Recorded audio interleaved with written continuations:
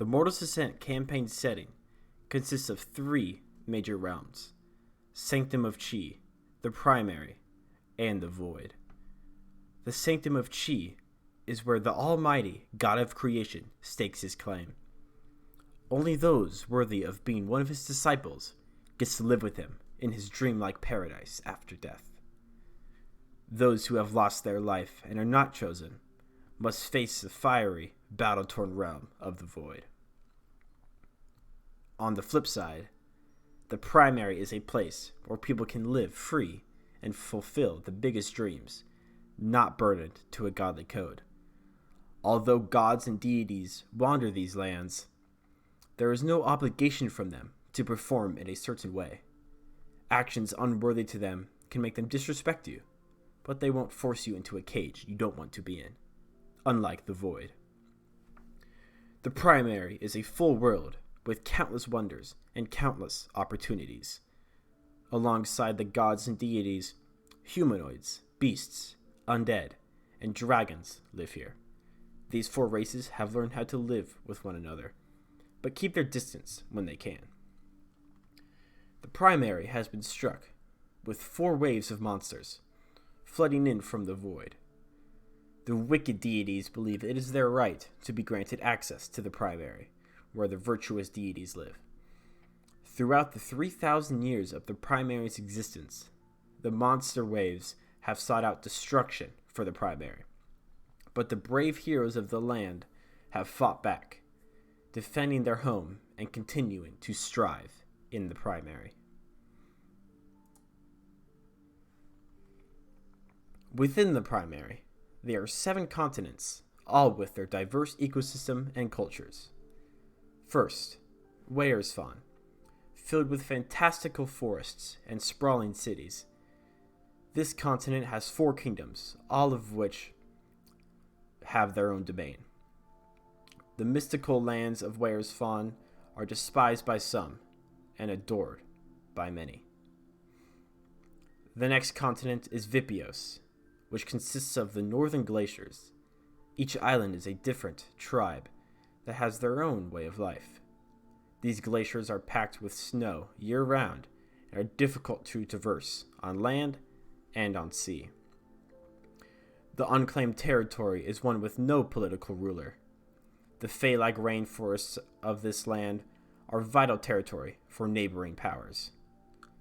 One of those nations trying to invade is the Aeon Empire.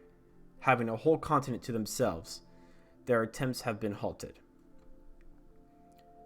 The Aeon Empire is a cultured land of cherry blossoms and samurai warriors. Its rule for dominion has kept them the wealthiest civilization for some time. On the other side of the unclaimed territory is Rokella, a continent of 3 kingdoms with mostly desert. Giant castles and honorable knights reign glorious from these lands. Although war has plagued them, their resilience is unmatched.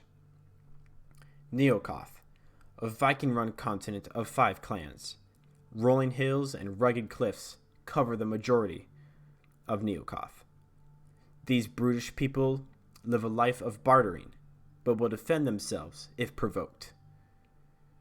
That brings us to the last continent in the Primary, the Island of Virtue. This is the land of the gods that reside in the Primary. There's safe housing for any godly deeds they need to do. Not much is known of this area, and only a few people have traveled. Before any kingdoms were formed, the world was full of magic, and deities scattered the lands. Wave 1, also called the War Between Realms, was the first encounter the Primary had with the evil creatures from the Void. Once the mortals were eventually born from the lesser deities, 2 more invasions happened and almost wiped out the Primary's population for good. The mortals then created kingdoms and monster hunter guilds to prepare for the next one. Their preparation paid off as they fended off the invaders during the 4th wave. Unfortunately, magic is suffering, and no one knows why. Ever since the creation of the primary, the arcane presence of the lands have been deteriorating. After 3,000 years, only a few still have magic flowing within them. In this vast realm, two adventurers embarked on their journey to explore the world of monster hunting, though it turned into something far greater. With more adventurers joining their crew along the way, they found their way into the void to end the feared about Wave 5.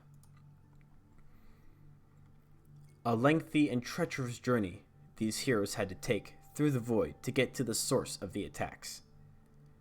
They fought a strenuous battle, joined by the allies they had gained throughout their adventures. Just before they closed the portal to the primary that was sending in all of the soldiers of terror, a giant army of vicious titans charged into the portal, including the murderous, legendary monster of the Prowler. Thankfully, the horde was thinned out by some spells, but the ones that made it through now have free reign to destroy as they please. What is in store now for the primary? The largest assault they have seen since the first wave over 2,700 years ago. Will the brave people of the primary put their differences aside and stand united? Or will the world crumble beneath their feet? Only time will tell.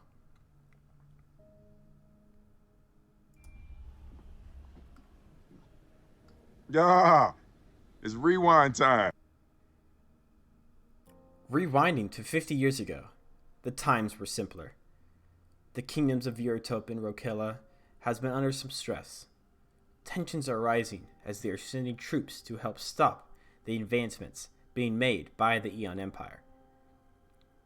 A region of this kingdom, called East Eurotope, is having their own problems. The surrounding fields of a town called Hayville have been heating up. The crops in the fields are starting to burn, making the yield increasingly less each moon. Within the past few weeks, the news of Hayville has traveled across the lands. No one knows why or how this is happening. While efforts to stop it have been thin, most organizations are putting their resources into dealing with the drawbacks instead of finding out the cause. This is where a new group of adventurers come in. Will they be able to put an end to the Scorching of Hayville?